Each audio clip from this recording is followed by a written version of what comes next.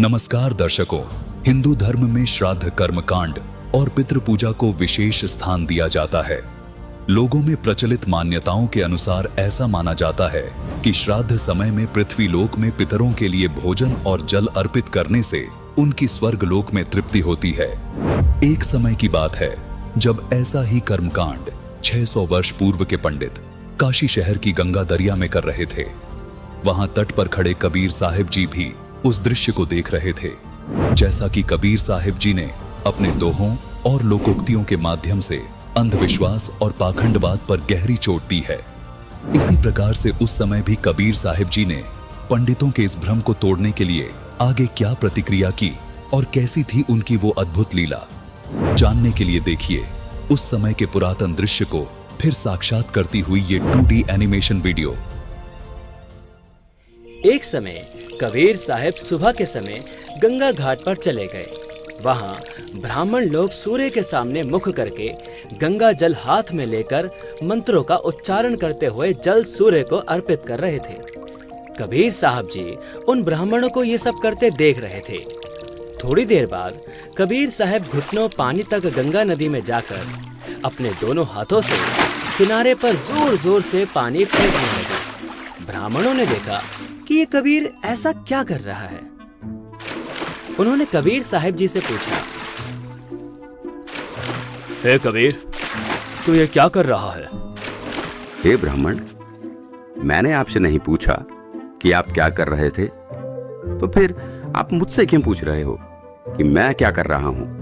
पहले आप बताइए कि आप क्या कर रहे थे। हम तो अपने भूखे प्यासे पूर्वजों को स्वर्ग में जल अर्पित कर रहे हैं। अच्छा, अब मैं आपको बताता हूं कि मैं क्या कर रहा था। दरअसल मैंने अपनी झोपड़ी के आगे एक छोटी सी बगीची लगा रखी है। मैं उसे सींच रहा हूं।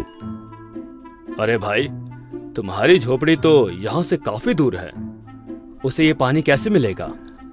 हे ब्राह्मण, एक बात बताओ, जब लाखों मील दूर स्वर्ग में ये जल अर्पित हो सकता है, आपके पूर्वजों को ये जल प्राप्त हो सकता है, तो 2 मील दूर जाने में इस जल को भला क्या परेशानी होगी? तो दर्शकों, इस प्रकार कबीर साहिब जी का ये सटीक तर्क सुनकर काशी के पंडित जी समझ गए कि हमारी ये क्रियाएं व्यर्थ हैं।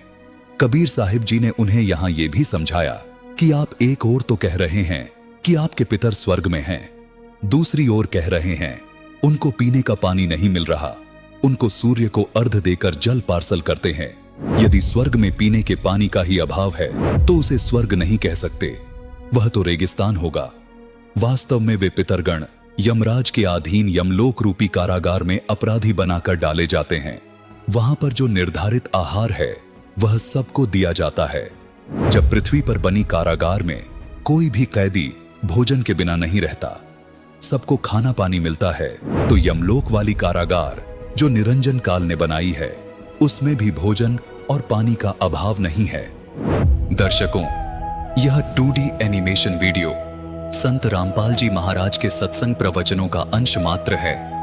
संपूर्ण आध्यात्मिक ज्ञान प्राप्त करने के लिए अवश्य सुनिए जगत गुरु तत्वदर्शी संत रामपाल जी महाराज के मंगल प्रवचन